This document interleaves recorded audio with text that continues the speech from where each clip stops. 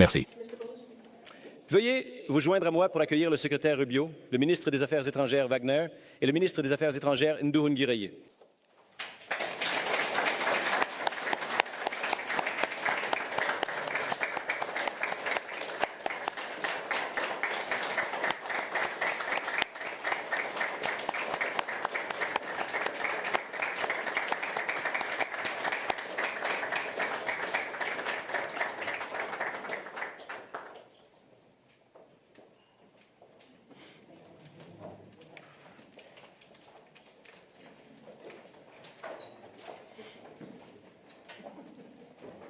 Monsieur le secrétaire Rubio, ministre des Affaires étrangères Wagner, ministre des Affaires étrangères Nduhungireye.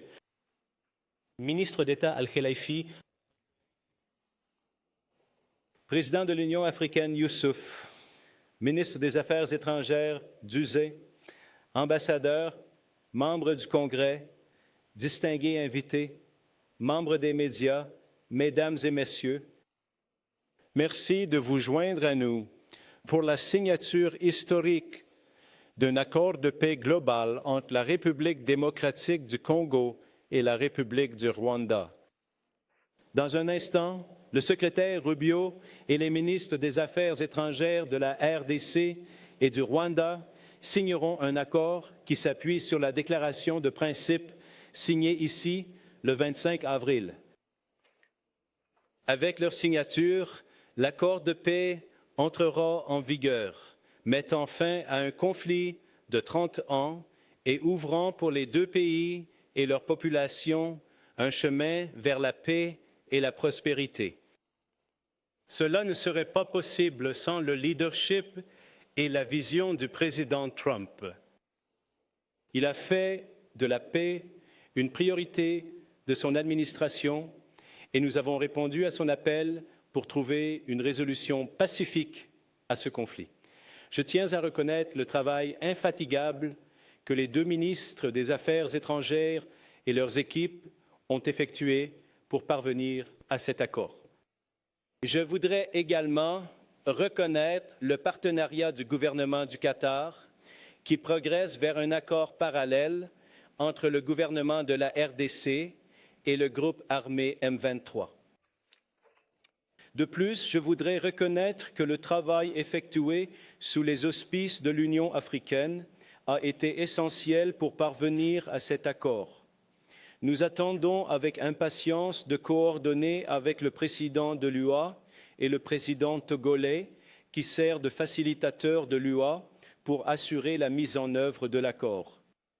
Enfin, je voudrais reconnaître l'équipe ici au département d'État qui a facilité les discussions et aidé à guider les deux parties vers cet accord.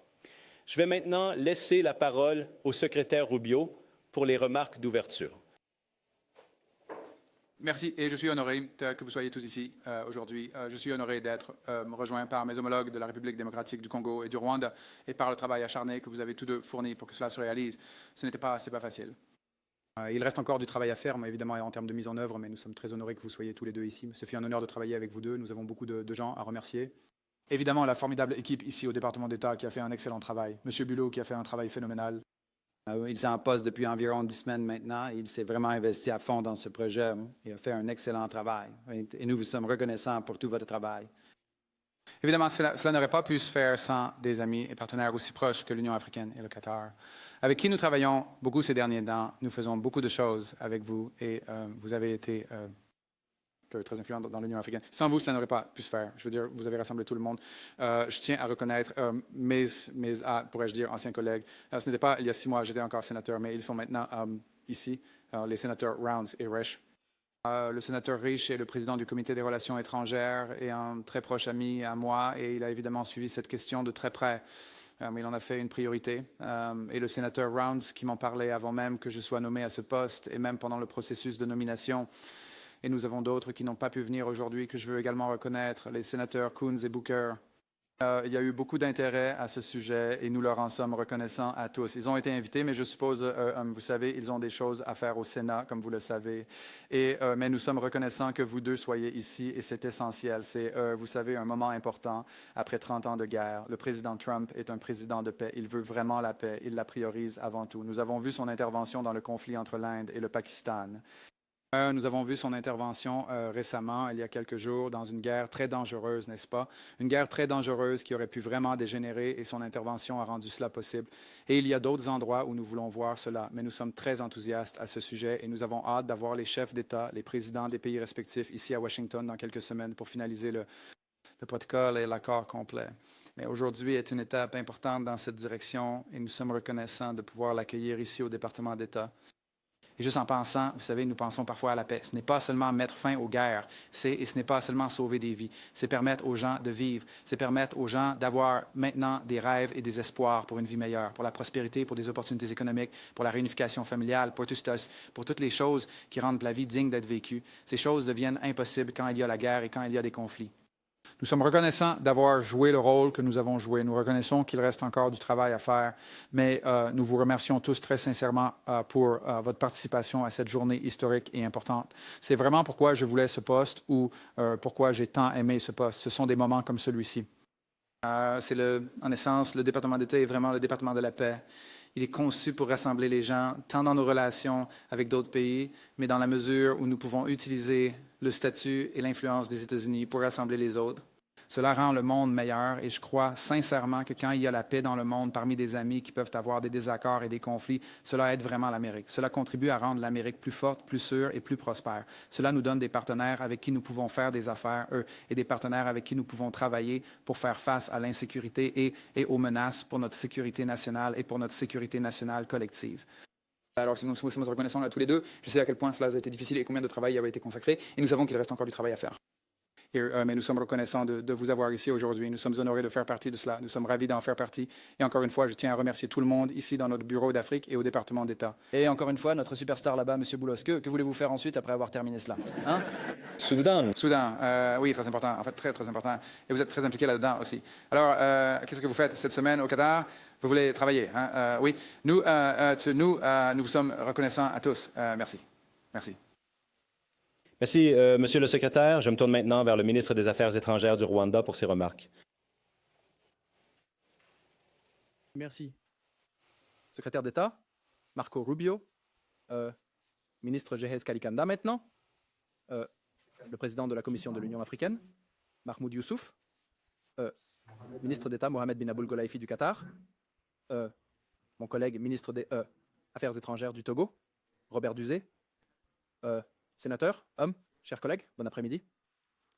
Permettez-moi de commencer par exprimer notre sincère gratitude au président Donald Trump pour son engagement personnel à faciliter cet accord historique. Nous exprimons également notre reconnaissance au secrétaire d'État Marco Rubio, au conseiller spécial M. Mossad Boulos et à toute leur équipe du département d'État. Votre dévouement a été indispensable. Cet accord est le fruit de mois d'efforts coordonnés par de multiples acteurs. Il est très important de noter que l'État du Qatar a joué un rôle absolument central. En effet, l'ouverture qui a conduit à l'accord d'aujourd'hui a commencé à Doha. Nous apporterons tout notre soutien dans les semaines à venir aux efforts de médiation du Qatar, dirigés par le ministre d'État Mohamed bin Aboul Golaifi, pour sécuriser un accord de paix entre le gouvernement de la RDC et l'AFCM 23. Ce processus est déjà bien engagé. L'accord d'aujourd'hui s'appuie également sur les initiatives de paix dirigées par l'Afrique, qui sont habilement conduites par le facilitateur de l'Union africaine, le président Gnassingbé du Togo. Le cœur de cet accord de paix est la décision d'établir un mécanisme permanent de coordination de la sécurité conjointe entre la République démocratique du Congo et le Rwanda. La première étape consiste à commencer la mise en œuvre du concept d'opération pour la neutralisation des forces démocratiques de libération du Rwanda, accompagnée d'une levée des mesures défensives du Rwanda. Cela repose sur l'engagement pris ici d'une fin irréversible et vérifiable du soutien de l'État au FDLR et aux milices associées. C'est la base de la paix et de la sécurité dans notre région. Les FDLR ne sont pas une milice ordinaire. Ce sont les restes des forces qui ont commis le génocide contre les Tutsis en 1994, au cours duquel 1 million de personnes ont été tuées. Avec cet accord, nous nous sommes également engagés à faciliter le retour des réfugiés dans nos territoires respectifs avec le soutien de l'UNHCR. Créer les conditions pour le retour sûr et digne des réfugiés est essentiel pour parvenir à une paix durable. Nous avons également pris des mesures pour renforcer la coopération économique, y compris avec des entreprises et investisseurs américains. La croissance partagée et la coopération transfrontalière débloqueront des dividendes tangibles pour nos deux pays. Nous devons reconnaître qu'il y a beaucoup d'incertitudes dans notre région et au-delà, car de nombreux accords précédents n'ont pas été mis en œuvre et il ne fait aucun doute que la route à venir ne sera pas facile. Mais avec le soutien continu des États-Unis et d'autres partenaires, nous croyons qu'un tournant a été atteint. Le Rwanda est prêt à travailler avec la RDC pour tenir nos engagements communs. Pour conclure, permettez-moi d'exprimer une fois de plus la reconnaissance du Rwanda envers tous ceux qui ont contribué à cette étape importante. Merci.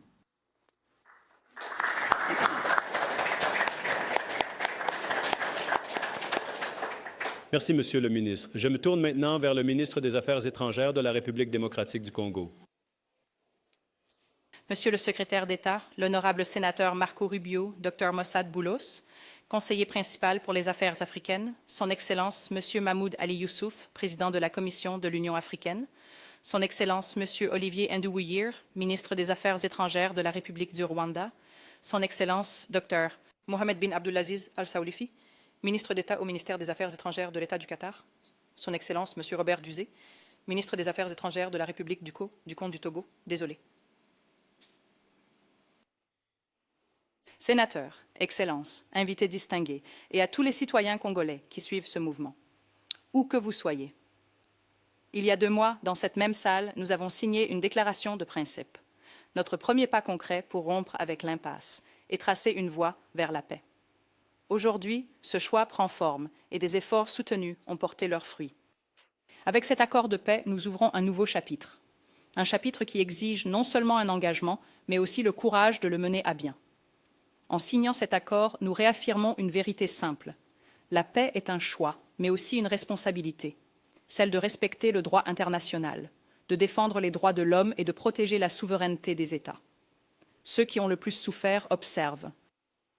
Ils s'attendent à ce que cet accord soit respecté, et nous ne pouvons pas les décevoir. Cet accord s'appuie sur les efforts de nombreux acteurs. Tout d'abord, nous voulons exprimer notre sincère gratitude à son Excellence, le président Donald J. Trump, pour son engagement envers ce processus de paix. Son leadership a maintenu ce processus concentré et orienté vers les objectifs, et cela dès le premier jour. Cela a été renforcé par la qualité et la détermination de toute l'équipe américaine, illustrée par le soutien crucial du sénateur Rubio et du Dr Boulos. Nous saluons son Excellence le président Félix-Antoine Tshisekedi Tshilombo pour avoir choisi le chemin le plus difficile, une paix fondée sur le principe et la dignité de notre peuple. Nous remercions le président João Lourenço d'Angola, facilitateur du processus du Rwanda, pour avoir jeté des bases essentielles. Nous sommes également reconnaissants envers l'État du Qatar et son Altesse l'Émir, dont le leadership a été essentiel pour organiser la première rencontre directe entre nos 2 chefs d'État en mars, une étape courageuse qui a jeté les bases du dialogue.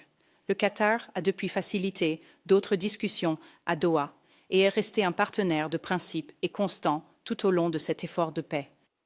L'Union africaine, par l'intermédiaire de son président et du facilitateur désigné, son Excellence Faure Gnassingbé du Togo, a ancré ce processus dans une appropriation africaine. Enfin, nous remercions l'équipe de négociation de la RDC et du Rwanda pour leur persévérance et leur dévouement. Ce moment a mis longtemps à arriver. Cela n'effacera pas la douleur, mais cela peut commencer à restaurer ce que le conflit a volé à de nombreuses femmes, hommes et enfants. La sécurité, la dignité et un sentiment d'avenir.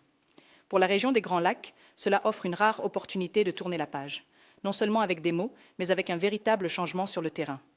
Certaines blessures guériront, mais elles ne disparaîtront jamais complètement.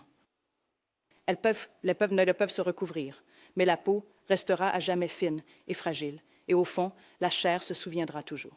Parfois, nous nous sentirons engourdis, et d'autres fois, nous ressentirons une douleur soudaine qui nous rappellera ce qui a été perdu à jamais. Les cicatrices que nous portons sur nos corps et dans nos âmes nous rappelleront ce qui ne doit jamais être oublié, répété ou accepté. Il y a quelques jours, à Kinshasa, une coalition d'organisations de femmes m'a transmis un message clair. Nous ne voulons pas d'une paix d'élite. Nous voulons une paix réelle, vécue, partagée et construite avec nous. Nous ne voulons pas d'une paix façonnée par les élites. Nous voulons une paix réelle, vécue, partagée et construite avec nous. À nos concitoyens de l'Est, cet accord a été signé en pensant à vous. Il prévoit le désengagement des forces armées, la protection des civils, le retour des personnes déplacées et des réfugiés sous l'autorité du gouvernement et établit un mécanisme de suivi pour garantir le respect de l'accord.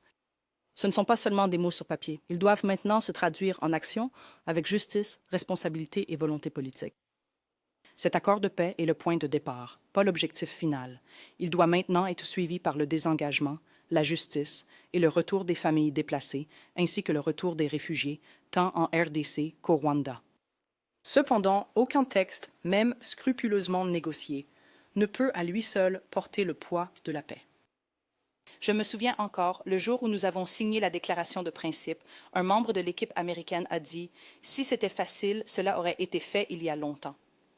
Cela est plus vrai maintenant que jamais. Ce que nous avons signé n'est aussi fort que notre volonté de le mettre en œuvre. Nous, la RDC, combattrons certainement et résolument pour que cet accord soit respecté, non avec nos mots, mais avec nos actes. Aujourd'hui, nous avons choisi la paix. Ce qui importe maintenant, c'est que nous la protégions et prouvions à notre peuple et au monde entier que même dans une région marquée par de profondes cicatrices, la dignité et la coopération peuvent prévaloir. Ainsi, notre travail commence véritablement maintenant. Merci.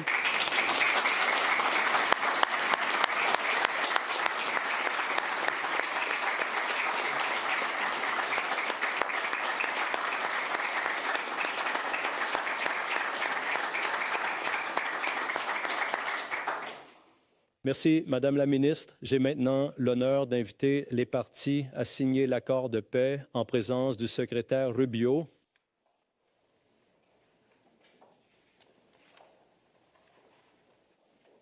L'accord, en cours de signature, comprend des dispositions sur le respect de l'intégrité territoriale et l'interdiction des hostilités, le désengagement, le désarmement et l'intégration conditionnelle des groupes armés non étatiques, l'établissement d'un mécanisme conjoint de coordination de la sécurité, la facilitation du retour des réfugiés et des personnes déplacées à l'intérieur du pays, ainsi que l'accès humanitaire, la réaffirmation du mandat de la MONUSCO et l'établissement d'un cadre d'intégration économique régionale.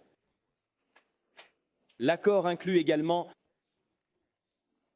un annexe sur le fonctionnement du mécanisme de coordination de la sécurité conjointe et le texte complet du concept d'opération du plan harmonisé pour la neutralisation des FDLR et le désengagement des forces, levée des mesures défensives par le Rwanda, qui a été convenu sous les auspices du processus de Luanda le 31 octobre 2024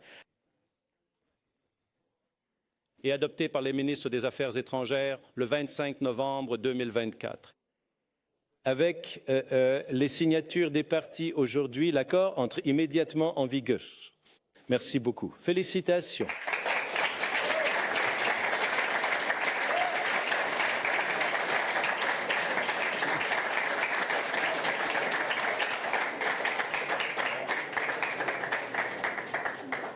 Cela conclut les délibérations.